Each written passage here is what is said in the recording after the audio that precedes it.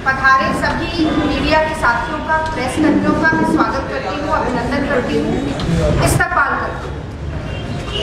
साथियों, भारत के राष्ट्रगान में पहले जन आता है, फिर गण आता है, फिर मन आता है। यानी कि लोकतंत्र में जो सर्वोपरि है वो जन है, जनता। पूरा गण, पूरा तंत्र, पूरा महकमा जिसके लिए समर्पित होना चाहिए वो जनता है। और सबसे आखिर में आता है मन। लेकिन हमारे देश का दुर्भाग्य ये है कि प्रधानमंत्री जी के लिए सिर्फ सबसे पहले मन आता है और अपने मन की बात को लगातार लोगों पर थोपते जा रहे हैं। और इसके ठीक विपरीत कांग्रेस पार्टी जन जन की बात सुनने के लिए, जन जन की नब्ज को टटोलने के लिए आज से यानी कि पंडित जवाहरलाल नेहरू जी के जन्म दिवस के दिन से 14 नवंबर 2021 से जन जागरण अभियान पूरे देश में शुरू कर रहे हैं। जन जागरण अभियान 14 से 29 नवंबर तक चलेगा, जिसके अंतर्गत देश के तमाम प्रदेशों के प्रमुख नेता अलग अलग जिलों में, अलग अलग क्षेत्रों में जाकर पदयात्राएं करेंगे, रात्रि विश्राम करेंगे। जिस क्षेत्र में वो पदयात्रा कर रहे होंगे, जनता से जुड़ाव के लिए एक मास कॉन्टैक्ट, मास अवेयरनेस प्रोग्राम के लिए वहां रात्रि विश्राम भी होगा। सुबह का कार्यक्रम 6 से 7 बजे तक प्रभात फेरी के माध्यम से शुरुआत होगी। श्रमदान होगा, जिसमें की कोशिश ही की जाएगी कि जो एक अंडर प्रिविलेज्ड नेबरहुड है वहां पर जाकर श्रमदान किया जा सके, सफाई अभियान किया जा सके और फिर पदयात्रा जारी हो। इसके अलावा पहचान के लिए जितने भी पदयात्री होंगे वो गांधी टोपी पहनेंगे। जिस मुद्दे पर यह अभियान चलेगा उस पर मैं थोड़ी देर में आती हूँ, पहले पूरी रूपरेखा आपको बताती हूँ। एक AICC का ट्रेनिंग कैंप सेवाग्राम वर्धा में चल रहा है। 12 से 15 जिसकी तारीख है और आज 14 तारीख महंगाई की मार और सो रही मोदी सरकार पर हो रही। तो 4 दिन तक ये वैचारिक ट्रेनिंग प्रोग्राम चलेगा, जिसमें से एक दिन जैसा मैंने आपको बताया उसमें बातचीत होगी महंगाई के ऊपर, किस तरीके से जनता परेशान है और किस तरह से मोदी सरकार की विफल नीतियों का पर्दाफाश हमें एक जिम्मेदार विपक्ष के रूप में करना चाहिए। इस ट्रेनिंग प्रोग्राम में पूरे देश भर से, हर प्रदेश से कुछ ट्रेनर्स को, मास्टर ट्रेनर्स को आइडेंटिफाई करके पहचान कर भेजा गया है सेवाग्राम वर्धा, जो कि वापस अपने प्रदेश में जाएंगे और हर पार्लियामेंट्री कॉन्स्टिट्यूएंसी में, हर विधानसभा में और हर 5, 7, 8 बूथ मिलाकर एक सेगमेंट बनाया जाएगा। तो आप ये मान लीजिए बूथ के स्तर तक इस ट्रेनिंग प्रोग्राम को आगे बढ़ाने की काम करें। तो मास अवेयरनेस का कार्यक्रम भी साथ में चलेगा और ये ट्रेनिंग का कार्यक्रम भी साथ में चलेगा। और इसके साथ साथ हम ये भी चाहेंगे कि जो कांग्रेस का मेंबरशिप अभियान 1 नवंबर से शुरू हो चुका है, उस मेंबरशिप का अभियान भी हम पुरजोर तरीके से आगे बढ़ा सकें। आज Harish Rawat ji toll free number जो हम रिलीज करने वाले हैं वो भी आपको बताएंगे। एक हमारे पास पैम्फलेट है जो आज रिलीज होगा जन जागरण अभियान के लोगों के साथ। इस पैम्फलेट में जानकारी है, तथ्य है, जो महंगाई किस तरह से बढ़ रही है और किस तरीके से जनता के जीवन को दुश्वार बना रही है, रोजमर्रा की जिंदगी में परेशानियां खड़ी कर रही है, इस पर विस्तृत जानकारी दी गई है। और दूसरी तरफ उसी पैम्फलेट में हमने सवाल पूछे हैं जिससे कि पता चल सके, लोग 2 मिनट के लिए रुककर सोचें कि महंगाई की मार कितनी बुरी पड़ रही है। तो अब मैं कुछ, ये एक रूपरेखा मैंने आपको बताई, मैं जल्दी से कुछ बातें महंगाई पर भी जरूर कहना चाहती हूँ। तो देखिए, यूपीए सरकार का 10 साल का जो कार्यकाल था उसमें हम बटुए में पैसा लेकर जाते थे और थैला भर सामान खरीद के लाते। और अब मोदी जी के कार्यकाल में ये हाल होने वाला है बहुत जल्दी, 2024 में कार्यकाल खत्म होने से पहले, कि हम थैला भर पैसा लेके जाएंगे और बटुए में सामान खरीदेंगे। तो मोदी सरकार ने न सिर्फ दुपहिया 4 पहिया वाहन से पेट्रोल और डीजल को गायब किया है, न सिर्फ हमारी थाली से खाना गायब किया है, न सिर्फ हमारी जेब से पैसा गायब किया है, बल्कि मैं कहना चाहती हूँ कि इस देश की जनता के चेहरे से हंसी और उनके जीवन से सुकून गायब कर दिया। और आप जानते हैं एक बहुत पीपली लाइफ एक पिक्चर आई थी जिसमें एक बड़ा ही मशहूर गाना हुआ कि सखी सैया तो खूब ही कमात है, महंगाई लायक खाए जाते हैं। तो भाई महंगाई के साथ अगर कमाई हो तो फिर भी महंगाई इतना चुभती नहीं। पर मोदी सरकार के कार्यकाल में जिस तरीके से काम धंधा ठप पड़ा है, बेरोजगारी चरम पे है, और कोरोना नहीं रोक सकती ये सरकार, क्योंकि कोरोना से पहले ही देश में 45 साल में सबसे ज्यादा बेरोजगारी हो गई थी, भूलना नहीं चाहिए। आरबीआई के गवर्नर ने रिजाइन कर दिया था। सरकार इतनी शर्मसार थी, आंकड़े छुपा रही थी कि एनएससी के मेंबर्स को इस्तीफा देना पड़ा। तो ये बेरोजगारी का आलम जो है वो महंगाई की मार से जनता के मुंह से चित्कार निकालता है। कमाई नहीं है, महंगाई है और दुहाई है। दो चीजें स्पष्ट रूप से कहना चाहती हूँ। पहला ये कि गृहिणी होने के नाते मुझे लगता है कि एलपीजी का जो दाम यूपीए सरकार के समय सिलेंडर 400 रुपए का था, आज 900 रुपए का हो गया है। तो उज्ज्वला योजना का झुंझुना जो मोदी जी बता रहे थे, वो कृपया ये बताएं कि जो गरीबी रेखा से नीचे के लोग हैं, कोरोना काल में 23 करोड़ लोग गरीबी रेखा के नीचे चले गए। इसके अलावा पिछले 8 साल में 8 करोड़ लोग गरीबी रेखा के नीचे चले गए। तो ये गरीबी रेखा के नीचे जा रहे लोग 1000 रुपए का सिलेंडर क्या खरीद सकते हैं? मैं जानना चाहती हूँ। एक नया सर्वे आया है, वो बता रहा है कि एलपीजी का इस्तेमाल करने वाले 42% लोगों ने वापस चूल्हा फूकना महिलाओं ने शुरू कर दिया, लकड़ी का ईंधन शुरू कर दिया। इस साल पिछले 351 दिन में 305 रुपया एलपीजी गैस का बढ़ा है।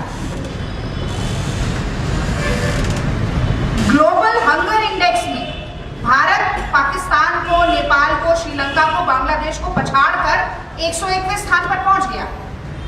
यानी कि अब भूखमरी में विश्व गुरु बनने वाले। और प्रधानमंत्री जी ने गरीब कल्याण योजना के तहत जो 5 किलो राशन मुफ्त मिल रहा था वो भी बंद कर दिया।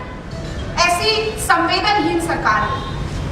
पेट्रोल डीजल पर आ जाते हैं। हालांकि मंत्री संतरी नेता बड़े बड़े भाजपा के कह रहे अरे क्या बात है, 90% लोग तो पेट्रोल डीजल का इस्तेमाल ही नहीं करते। लेकिन अगर पेट्रोल डीजल का दाम बढ़ता है तो क्या ढुलाई का दाम नहीं बढ़ता? और ढुलाई का दाम बढ़ते ही क्या हमारे दैनंदिन जीवन में जो हम खाद्य सामग्री का प्रयोग करते हैं उसका दाम नहीं बढ़ता? क्या ये सच्चाई नहीं है कि 100 रुपए लीटर जो यूपीए सरकार में सरसों का तेल मिल रहा था वो आज 200 लीटर पहुंच गया है? क्या ये सच्चाई नहीं है कि कोई कल्पना नहीं कर सकता था कि 100 रुपए के लीटर डीजल और पेट्रोल पहुंच जाएगा, पार हो जाएगा? सेंट्रल एक्साइज ड्यूटी पेट्रोल पर यूपीए सरकार के दौरान 9 रुपए 48 पैसे थी, आज मोदी जी ने बढ़ाकर 33 रुपए कर दी। डीजल पर central excise duty Congress party के कार्यकाल में 3.5 रुपए थी, आज 32 रुपए। तो साल भर में आप मैं दोहरा दूं, 9 रुपए 48 पैसे एक्साइज ड्यूटी पेट्रोल पर थी यूपीए कार्यकाल के समय पर, 33 रुपए तक मोदी सरकार ने पहुंचा दिया। 3.5 रुपए 3 रुपए 56 पैसे डीजल पर सेंट्रल एक्साइज ड्यूटी थी यूपीए कार्यकाल के समय, 32 रुपए तक मोदी सरकार ने पहुंचा दिया। और अभी दिवाली से ऐन पहले आंखों में धूल झोंकने के लिए 5-10 रुपया कम कर दिया है, ऊंट के मुंह में जीरे के समान। ये तो ऐसा हो गया कि एक पॉकेट मार पहले जेब काट ले और फिर एक 10 रुपये पकड़ा दे और कहे चलो दया कर रहा हूँ, बस पकड़ के घर चले जा। तो ये हाल जनता का बना दिया है मोदी जी। अब 2 और बातें बहुत जल्दी मैं आपको बताना चाहती हूँ। जब डीजल का दाम बढ़ता है, जब खाद्य सामग्री का दाम बढ़ता है, तो हमें किसान की तरफ जरूर देखना चाहिए, अन्नदाता जो 1 साल से प्रदर्शन कर रहे हैं अपनी फसल और नस्ल को बचाने के लिए। आजाद भारत में पहली बार ये हुआ कि टैक्स लगाया गया कृषि से संबंधित उपकरणों पर, खाद पर, कीटनाशक पर, बीज पर 12 से 18% जीएसटी दे रहा है किसान। यानी कि 23,000 रुपए प्रति हेक्टेयर खेती की लागत बढ़ गई है, 23,000 रुपए प्रति हेक्टेयर। और एक सिचुएशन असेसमेंट सर्वे आया है जो बताता है कि किसान की आमदनी रोज की 27 रुपया। तो आत्महत्या नहीं करेगा किसान तो क्या करेगा? 800 किसान अपनी जान दे चुके हैं, शहादत हो चुकी है उनकी, लेकिन मोदी जी के कान पर जू नहीं रही। जो जो फ्यूल एक्साइज, जो मैंने आपको सेंट्रल एक्साइज ड्यूटी बताया, ये बढ़ाकर मोदी सरकार ने अपने कार्यकाल में 23 लाख करोड़ रुपया जनता की जेब से अपनी जेब में डाल लिया। मेरा सवाल है कि जनता को क्या फायदा? 20,000 करोड़ का मोदी जी का सेंट्रल विस्टा रूपी महल बन गया, 8,500 करोड़ का विमान आ गया मोदी जी के लिए, 10-15 लाख के अपने ही नाम के न जाने कितने सूट मोदी जी ने सिलवा लिए, पर जनता को क्या 2 करोड़ नौकरी मिली? क्या 15 लाख आया अकाउंट में? एक सांस के लिए मोहताज होती जनता को क्या ऑक्सीजन सिलेंडर मिला? 24-24 घंटे मरघटों में लाशें जली हैं लोगों की। क्या काशी क्योटो बन गई? क्या स्मार्ट सिटी बन गई देश में? क्या बुलेट ट्रेन आ गई? तो जनता को क्या मिला? एक नारा मोदी जी का, बहुत हुई महंगाई की मार अब की बार मोदी सरकार, एक नारा जुमला साबित हो रहा है। और निर्मला सीतारमण जो देश की वित्त मंत्री, उनसे जब कहा जाता है कि प्याज महंगी हो गई तो कहती है प्याज खाना छोड़ दीजिए, ये उपाय है सरकार के पास।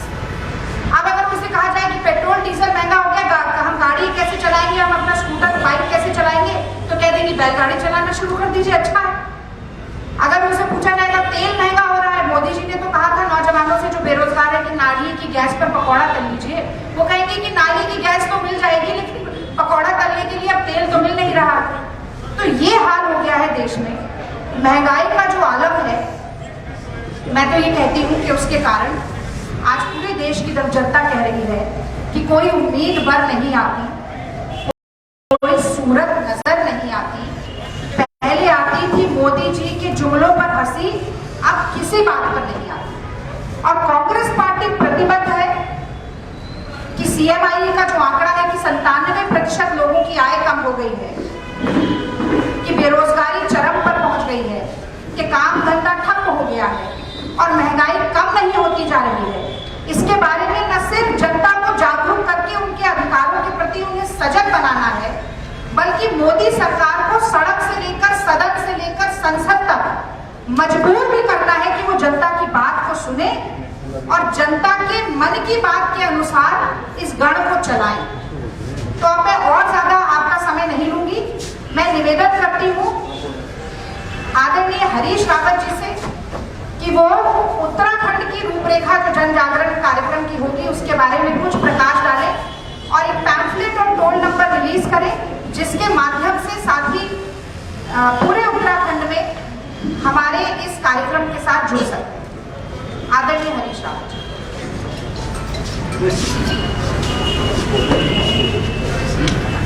थैंक यू रानी। और सबसे पहले मैं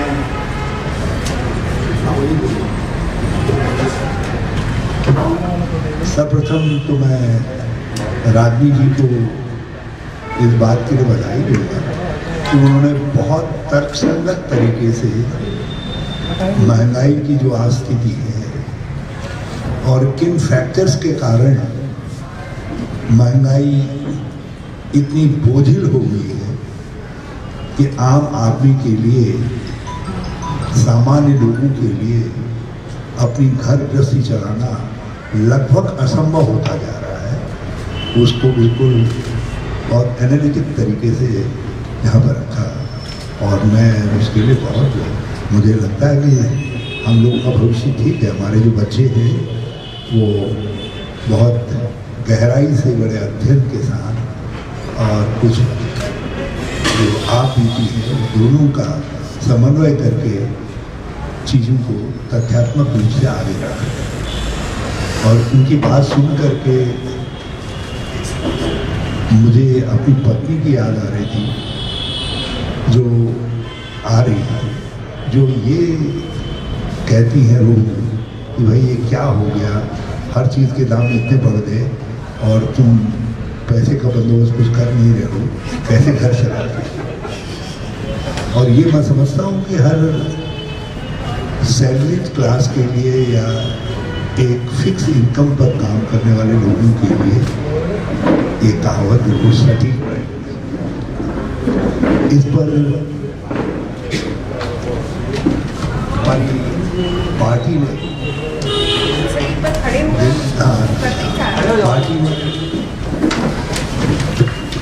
सबके पास है,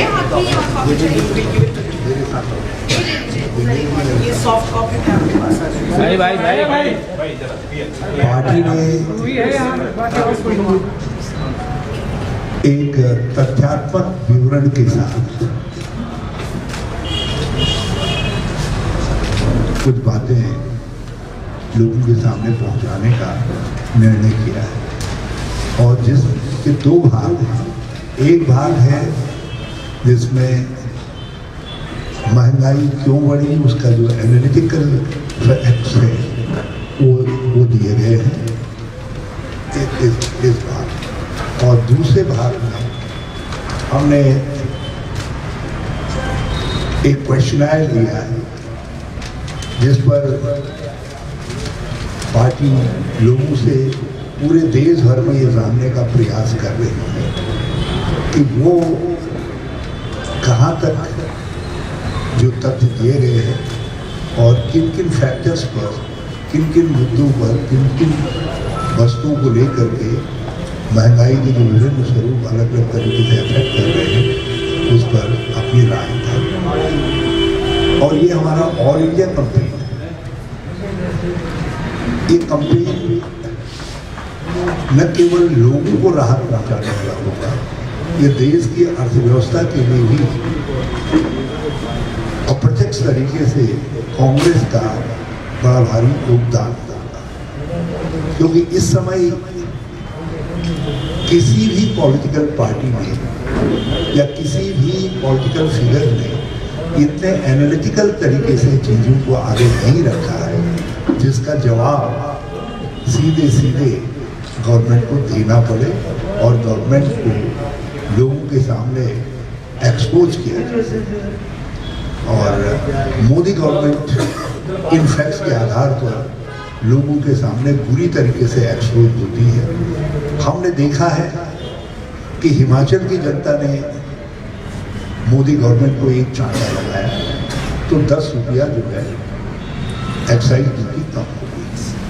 अब हम उम्मीद कर रहे हैं कि उत्तराखंड की जनता यदि एक जबरदस्त चांटा और बड़ा चांटा लगा दे कि भाजपा को उत्तराखंड से कड़ी पार कर दे तो जो है ये जो महंगाई का बोझ है पूरे देश भर में वो काफ़ी कम हो जाएगा।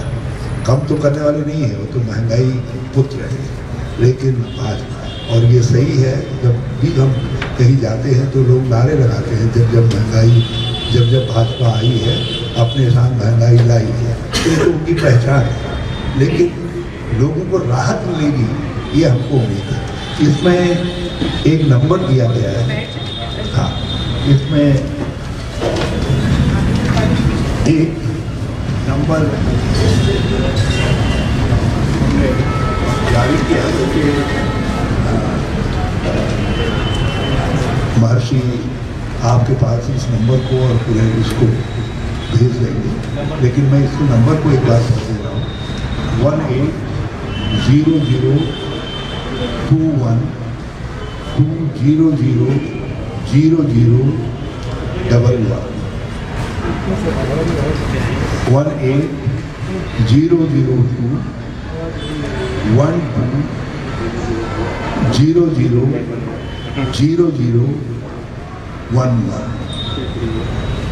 ये नंबर है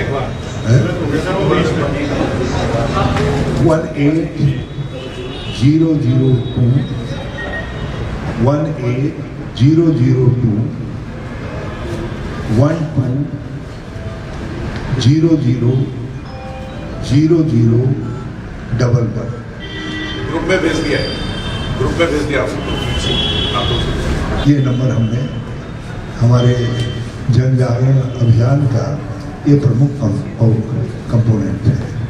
तो हम उत्तराखंड में भी इसको प्रमुखता से लेकर के जाएंगे और हमारे सभी इम्पोर्टेंट लीडर्स ने तय किया है कि वो महंगाई के खिलाफ जहाँ भी अवसर मिलेगा पद यात्राएं आयोजित करेंगे, उपवास रखेंगे।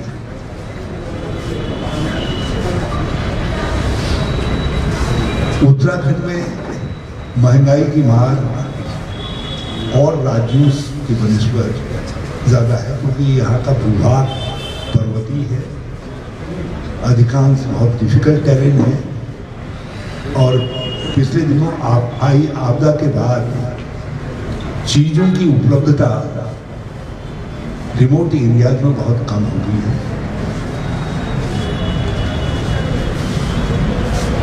जो गैस सिलेंडर है, कल कपकोट में और सोमेश्वर में जब मैंने लोगों से कहा कि आपको 1000 रुपये में खरीदना पड़ा है, तो कुछ महिलाओं ने उठ करके कहा नहीं 1000 नहीं, कपकोट में कहा 1010 रुपये में मिल रहा है। तो ये स्थिति अकेले गैस सिलेंडर की नहीं है, ये कंपैरेटिवली जितने ईटेबल आइटम्स हैं, जितने और जो है दैनिक उपयोग की चीज़ें हैं, उन सब चीज़ों के दाम बढ़ रहे हैं। इसलिए उत्तराखंड के लोगों की व्यथा को प्रबल तरीके से महसूस करते हुए हमने पिछले 15 दिन से पहले हमने उपवास का कार्यक्रम रखा और उसके बाद अब हमने उसमें पद यात्राएं भी सम्मिलित कर दी। एक जन दबाव पैदा करने का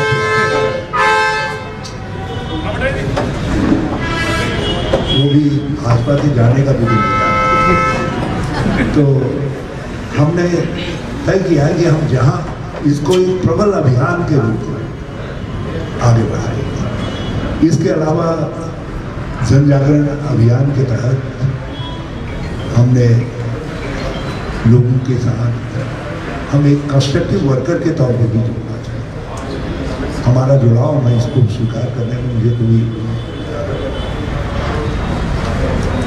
बड़ा संकोच भी है इस फैक्ट को एक्नॉलेज करना कि राजनीतिक कार्यकर्ता के रूप में आज हम रचनात्मक कार्यकर्ता नहीं रह गए हैं, हम पॉलिटिकल कार्यकर्ता ही रह गए हैं। तो हम चाहते हैं, हमारे लीडर राहुल जी ने कहा है कि हम रचनात्मक कार्यकर्ता के रूप में अपनी पहचान को फिर से रिक्रिएट करें और उसको बनाएं। उसमें हम दलित बस्तियों में, कमजोर लोगों की बस्तियों में, जिसको रागनी जी ने कहा हमारा इमीडिएट नेबरहुड है, उसके साथ जुड़े और उनकी प्रॉब्लम्स के साथ। हमने ये भी तय किया है कि उसमें हम राजनीति की बात नहीं करेंगे, हम उनकी अपनी प्रॉब्लम्स की बात करेंगे और उसको किस तरीके से उठा सकते हैं ताकि हम उनको साथ लेकर के प्रबल प्रेशर ग्रुप का काम कर सकें। धीरे धीरे हमारे देश में ही हो रहा है, बदलती टेक्नोलॉजी आदि के साथ जो है, जो हमारा सांस्कृतिक जुड़ाव, जो हमारी परंपराओं के साथ जुड़ाव था, हमारे वस्त्र, आभूषण, भोजन आदि सब चीजें जो है, जो उससे जुड़ी हुई थी, उत्तराखंड के अंदर हम उन स्थितियों को फिर से रिक्रिएट कर रहे हैं और अपने त्योहारों के साथ, अपने परंपराओं के साथ, अपने भोजन परंपरा के साथ, अपने वस्त्र आभूषणों के साथ, अपनी सांस्कृतिक, अपने गाड़ गधेरों के भगनौले, चासरी, झुमेलो आदि के साथ हम अपने को पूरी तरीके से आइडेंटिफाई भी कर रहे हैं, ताकि जो हमारी कांग्रेस की पीढ़ी है, नई पीढ़ी है, वो सबका इनके साथ परिचय हो सके। जैसे, और हम इसमें ये भी कह रहे हैं कि कौन क्या कह रहा है। वैसे आप सब जानते हैं कि बूढ़ी दिवाली हमारी परंपरा का दिवाली के बाद का हिस्सा है और उसके बाद मंगशीर की दिवाली है जो एक बड़े हिस्से में मनाई जा रही है। तो ये हम इनको फिर से जो इनको हमने अपने लोगों से कहा इसको एडॉप्ट करें, और मुझे इस बात की खुशी है कि भैलो के प्रोग्राम में मैं कम से कम नहीं भी चला गया हूँ, तो पिछले 20 साल से इसमें पार्टिसिपेट कर रहा हूँ। अब के सरकार ने छुट्टी की, पहले तो इतनी हड़बड़ाहट में थे कि छुट्टी के दिन छुट्टी कर दी थी। वो आप में से किसी ने मेरा ट्वीट छाप दिया, मैं दिखा दिया, तो उसके बाद उन्होंने कुछ करेक्शन कर दिया, दे रहा है। मगर आज जिस तरीके से इन चीज़ों का राजनीतिकरण किया जा रहा है वो ठीक नहीं। मैं समझता हूँ त्योहारों, परंपराओं आदि के साथ हमने कभी राजनीतिकरण करने की कोशिश नहीं की। मगर भाजपा एक्सप्लॉइटर है, तो उन एक्सप्लॉइटर है, इसलिए उन एक्सप्लॉइटर्स को बेनकाब करने के लिए हमको ये कहना पड़ा, दावा करना पड़ा कि हमारी सरकार ने छठ की छुट्टी, जिसको उन्होंने दूसरा डिसकंटिन्यू कर दिया था, देश भर में सूर्य को अर्घ दिया गया था। हमने करवा चौथ की छुट्टी, हमने रैदास जी के जन्मदिन की छुट्टी, लेकिन क्या ये छुट्टियां महत्वपूर्ण नहीं और सार्वभौम छुट्टियां?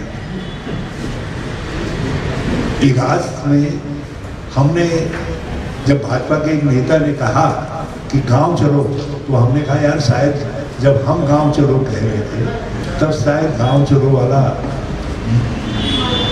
वो इतना पकड़ नहीं पाया, शायद इनके करने से पकड़ जाए। हमने उसका स्वागत किया, हमने कहा गांव चलो, जबकि हमने गांव से जोड़ने की, मेरा गांव मेरा घर, मेरा गांव मेरी सड़क, मेरा गांव मेरा तालाब, मेरा गांव मेरे वृक्ष, ये सब योजनाएं हमने पाई, लेकिन इसके बावजूद भी हम उसको एक बड़ा मूवमेंट नहीं बना पाए।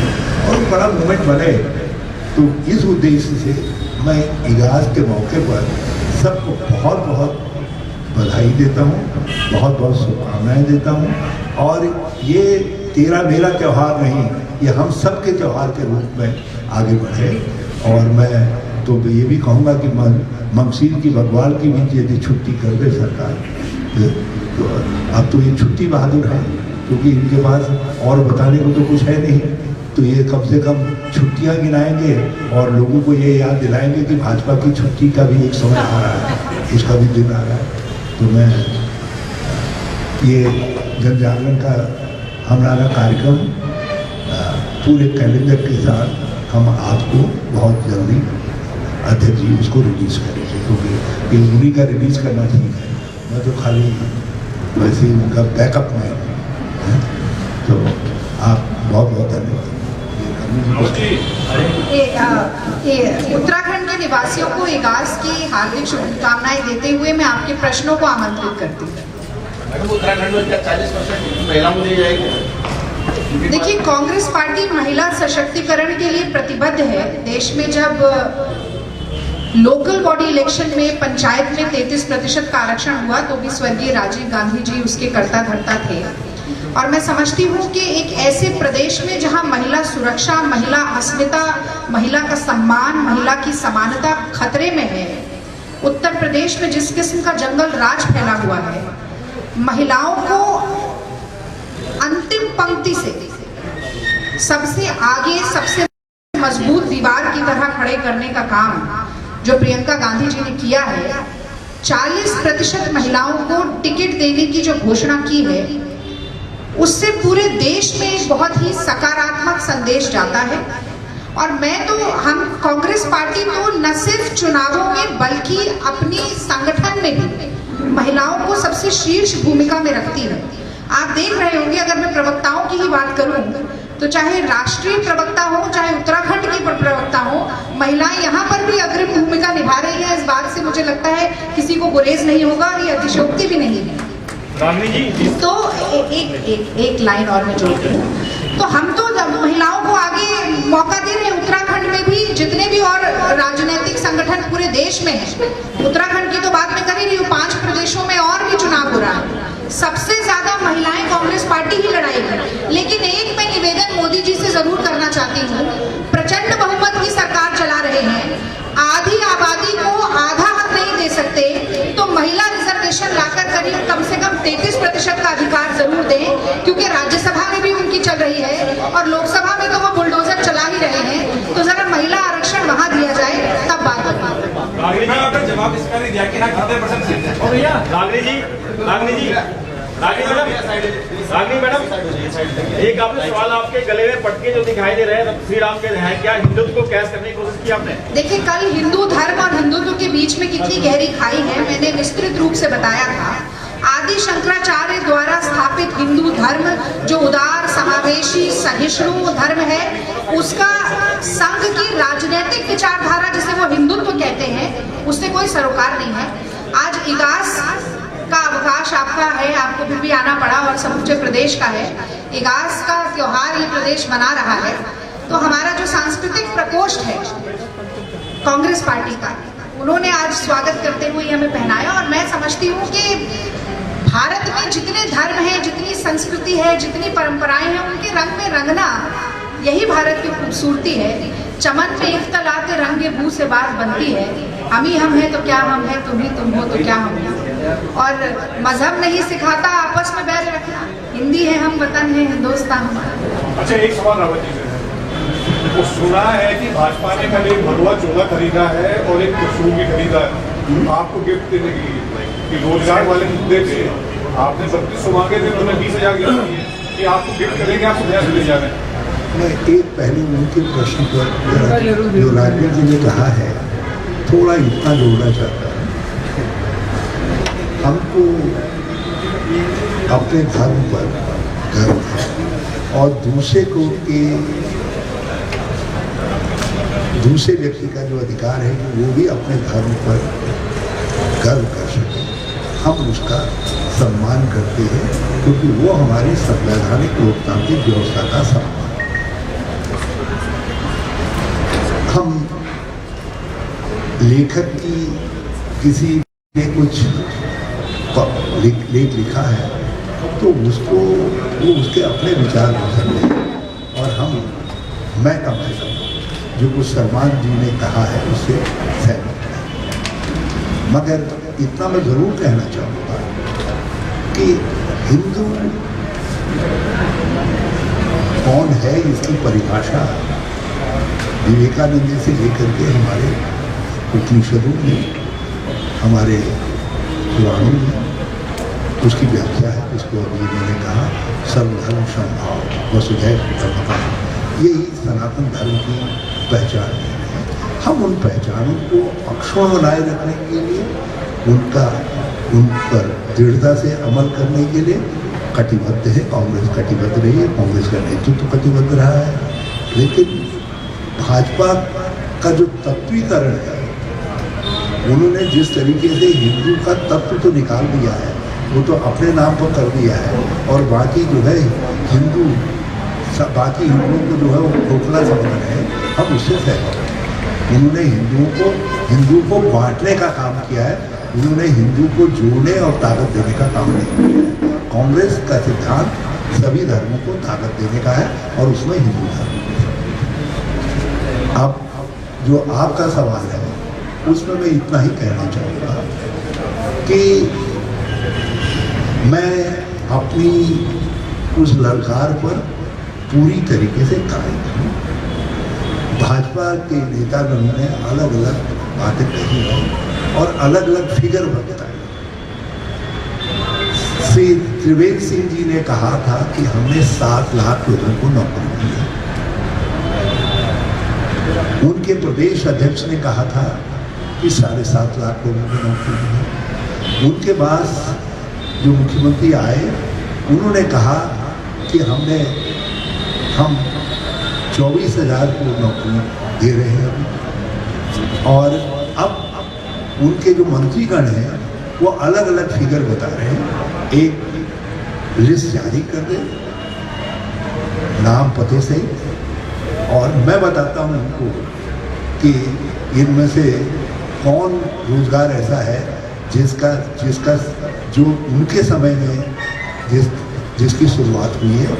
और यदि आप हमारे आंकड़े कि हमने अधियाचन जारी किए, हमने प्रोसेस प्रारंभ कर दी, उसको अपने खाते में लिखना चाहते हो, तो मैं उनसे कहना चाहता हूँ तुम्हारी नकलची पने का हम पूरा पर्दाफाश जो है जारी कर देंगे। इसलिए उनको हिम्मत नहीं है कि वो पूरे आंकड़े नाम पते सहित सब सही दे सके। रावत जी, आपने जैसे 31 का फिगर बताया था, 31 से पूरा दिखा दें कि रोजगार दिया बीजेपी, रोजगार दे दे मैं संन्यास ले लूंगा। मैं तो कह रहा हूँ 31, मैंने तो 3200 कहा, मैं कह रहा हूँ 3199 भी दिखा देंगे तो मैं तब भी अपने पूरा वचन में खाए। वो एक कम भी दिखा देंगे मैं माफ करूँगा, लेकिन दिखाए तो सर।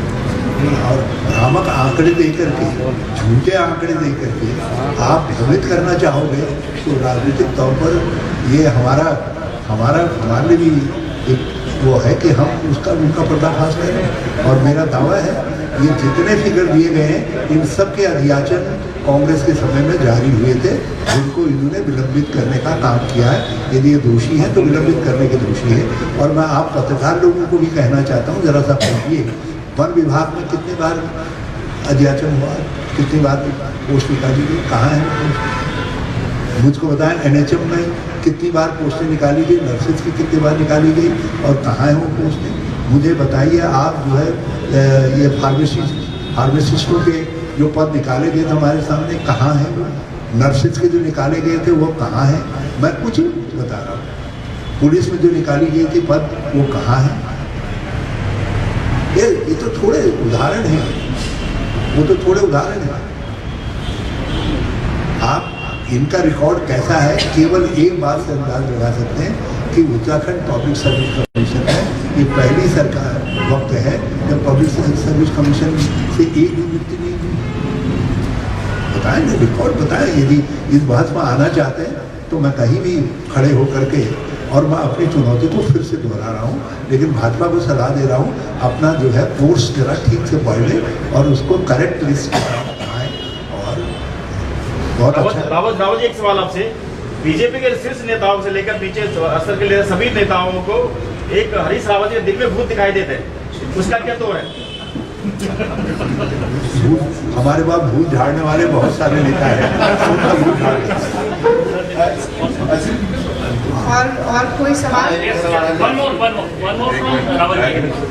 अभी घास की बात हुई, आपने मकसीद की बात की, कहो यार। एक मिनट सर। लेकिन कल धामी जी ने इशारों में आपको बड़ा प्रेम दिया है। उन्होंने कहा कि हमने भी घास की छुट्टी दी, लेकिन एक सज्जन को ईद पे छुट्टी देते हैं। फिर से जो ईद वाला दिन है वो बार बार बाहर आ रहा है, स्पष्ट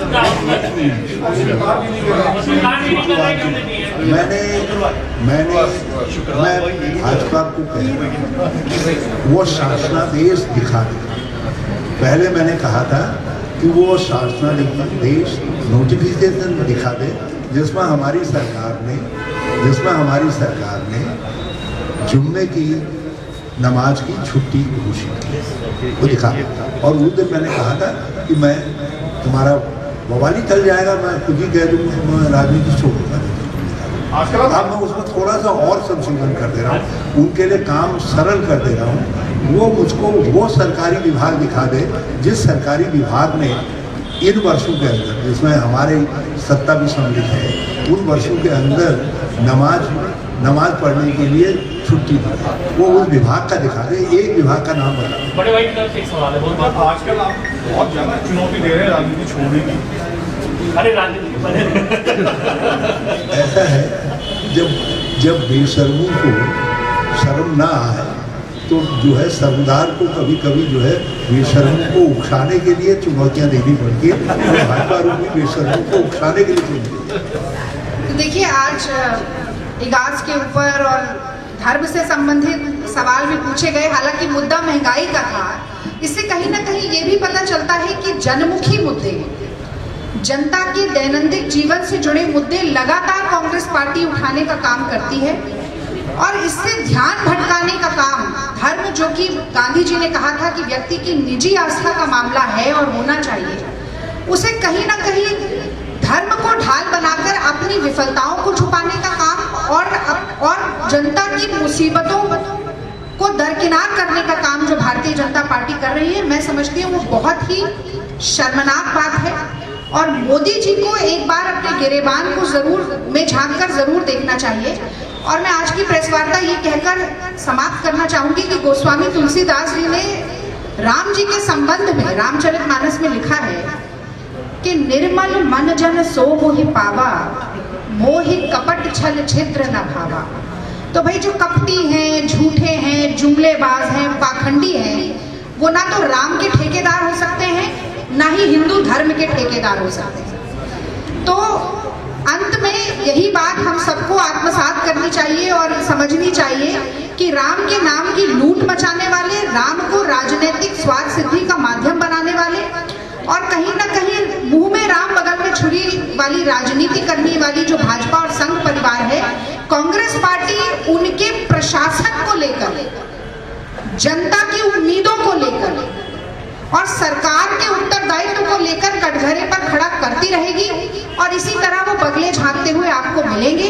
और मैं अपने मीडिया के साथियों से ये उम्मीद करती हूँ, उम्मीद तो क्या मैं विश्वास करती हूँ कि आप महंगाई की मार को सर्वोपरि मानते हुए, क्योंकि ये आपको भी परेशान कर रही है, आप लोग भी स्कूटर पर, बाइक पर और कार में या जैसे भी घूमते हैं और जितना पैसा आपका भी लग रहा होगा रिपोर्टिंग करते हुए उससे दुगना हो गया होगा। आपके घर में भी गैस का इस्तेमाल होता है, तो ये हिंदू को भी उतनी ही महंगी गैस पड़ रही है, मुसलमान को भी उतनी ही महंगी गैस पड़ रही है, दलित को भी पड़ रही है, ब्राह्मण को भी पड़ रही है। तो धर्म का, जाति का, क्षेत्र का भेदभाव महंगाई नहीं करती। और इसीलिए हम जन जागरण के कार्यक्रम में पहला मुद्दा महंगाई को हमने बनाकर उठाया है और जन जन तक हम ये बात पहुंचाने की पूरी कोशिश करेंगे। और आप लोगों को एक कष्ट में और दूंगी, क्योंकि सीएलपी लीडर प्रीतम सिंह जी हमारे बीच में आ गए हैं, तो एक बार हम फिर से ही पैम्फलेट उठाएंगे और एक बार फिर दोबारा इसको रिलीज करेंगे। टोल नंबर, लोगो और जन जागरण अभियान का पैम्फलेट। बहुत बहुत धन्यवाद। जय हिंद। राघवी जी, सीट कितनी आ रही है कांग्रेस के झोली में? बता दीजिए। रुक जाओ यार।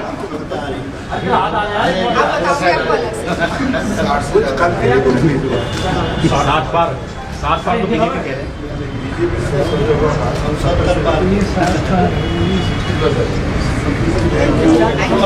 मैंने खराब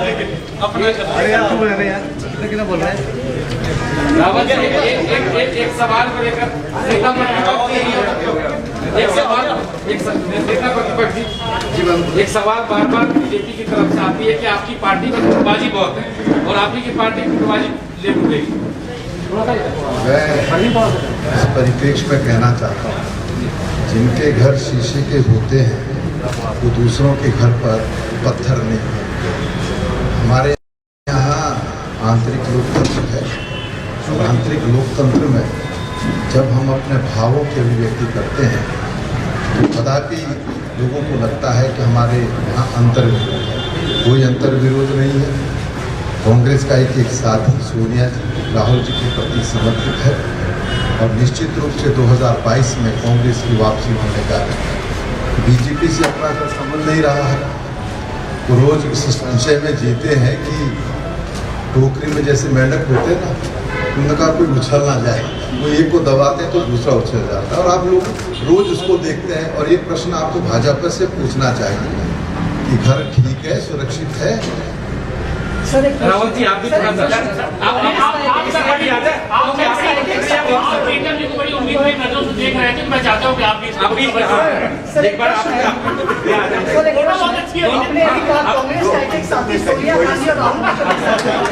कांग्रेस के प्रति समर्पित क्यों नहीं है? भाई, हमारी राष्ट्रीय अध्यक्ष सोनिया गांधी जी, तो क्या हम अपने राष्ट्रीय अध्यक्ष सोनिया गांधी जी के प्रति समर्पित ना रहे? राहुल गांधी जी हमारे नेता हैं, तो क्या उनके प्रति हमारा समर्पण नहीं रहेगा? अरे भाई, एक बात बताइए, आखिर आप जो है आदमी जो है कहीं ना कहीं तो निष्ठावान रहेगा ना। तो हम कांग्रेस के प्रति निष्ठावान हैं, सोनिया गांधी जी हमारी राष्ट्रीय अध्यक्ष हैं, उनके प्रति निष्ठावान है, राहुल गांधी जी हमारे नेता, उनके प्रति निष्ठावान है। आपके हमारी निष्ठा पर कोई संशय है? प्रीतम जी, ये बारात की तैयारी कर लिया, दूल्हे का तो नाम ही नहीं है सर। बारात की तैयारी तो कर दी आपने, दूल्हा कौन है सर? दूल्हे का तैयारी तो है नहीं सर। जब बारात निकलेगी, जब जयमाला होगी,